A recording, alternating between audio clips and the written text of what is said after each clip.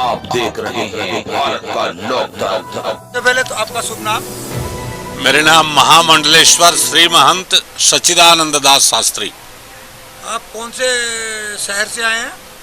हम श्रीधाम वृंदावन से आए हैं। आपकी ट्रस्ट उसका संस्थान का क्या नाम है पूरा? मेरे संस्थान का नाम श्री माधव गौड़ेश्वर खालसा।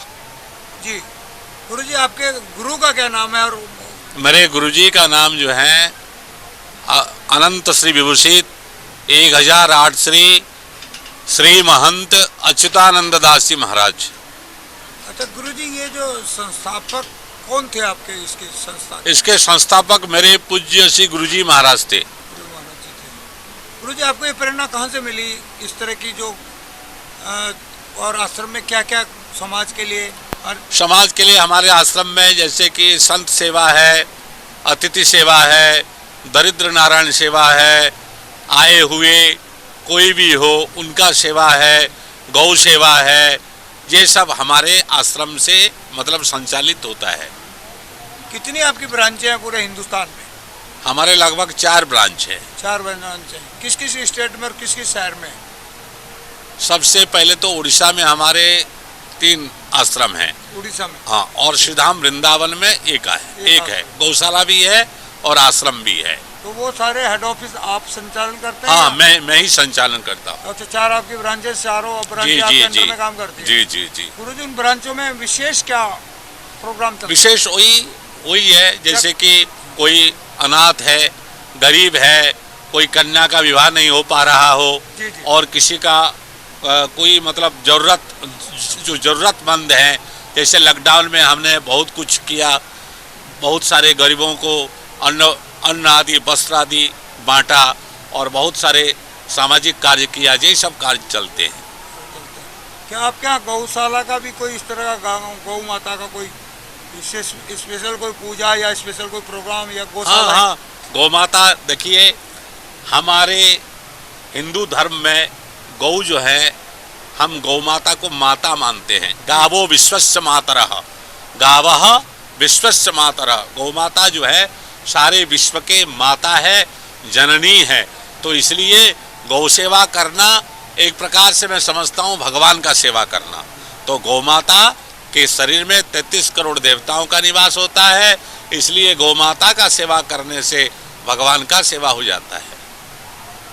गुरुजी, क्या शिक्षा के दरबार में भी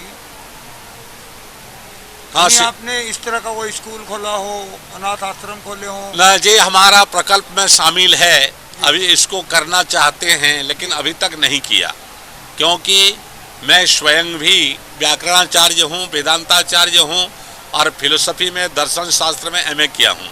तो हमारी भी इच्छा होती है कि बहुत सारे जो कि बच्चे हैं जो आ रहे हैं इस मार्ग में, उनको भी शिक्षा मिले और उनको भी मतलब जो भी शिक्षा हो उन शिक्षा प्राप्त हो, इसके लिए हम कोशिश कर रहे हैं। गुरुजी, आजकल संस्कार कम होते जा रहे हैं। बड़े बुजुर्ग जो हमारे पूजनीय हैं, जो हमारे भगवान हैं, उनको वृद्ध आश्रम या जगह जगह परेशान किया जाता है आज की पीढ़ियों से। आने वाली पीढ़ियों के लिए क्या संदेश आप देंगे? जी, आप बिल्कुल सही बताए।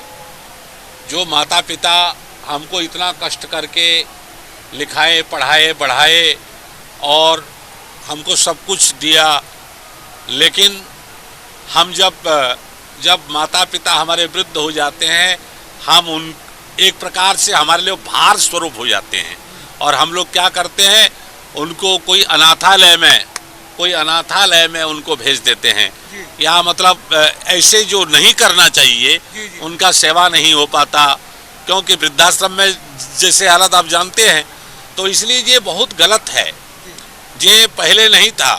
पहले एक सामूहिक परिवार एक साथ में सब रहते थे और वृद्धजनों का खूब सम्मान होता था, माता पिता का सम्मान होता था।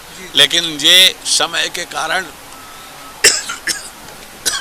इस समय जो है ये पूरे के पूरे एक प्रकार से लोक बाग, हमारे भारतीय जो लोक बाग है, संस्कृति, ये बिल्कुल एक प्रकार मैं संवेदनहीन कहूँगा इसको, संवेदनहीन होते जा रहे हैं। ये नहीं होना चाहिए। गुरुजी, इसका कोई सुधार?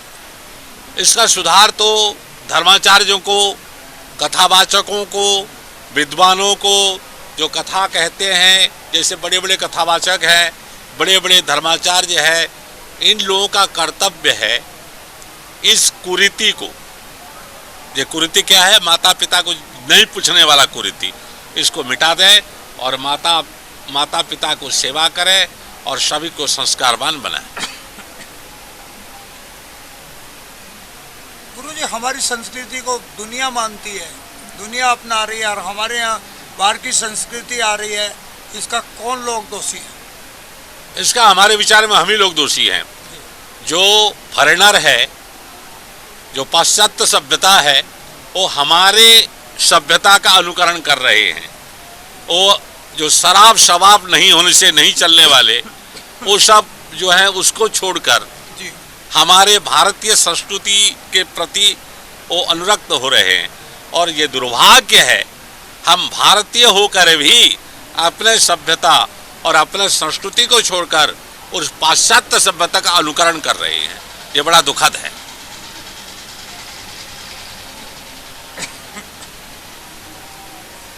गुरुजी, आप कुंभ में कितनी बार हरिद्वार में आए और आपको कैसा लगता है? हरिद्वार में मैं 1986 में सबसे पहले बार आया था और उस समय मैं यहाँ का महामंडलेश्वर बना कुंभ में जी। तो लगभग 1986, आप हिसाब लगा लीजिए कितना साल हो गया। काफ़ी साल हो गया। तो काफ़ी साल से लगभग मेरे को 18-19 कुंभ का अनुभव है जी। मतलब पूरे हिंदुस्तान में। जैसे कि आपका प्रयागराज में, नासिक में, उज्जैन में और हरिद्वार में। जो हरिद्वार में मेरा चौथा कुंभ है। तो यहाँ बहुत अच्छा व्यवस्था थी हर बार, लेकिन इस बार सरकार का बहुत लचर व्यवस्था है जी। हम जो है सरकार के व्यवस्था से संतुष्ट नहीं है, असंतुष्ट है।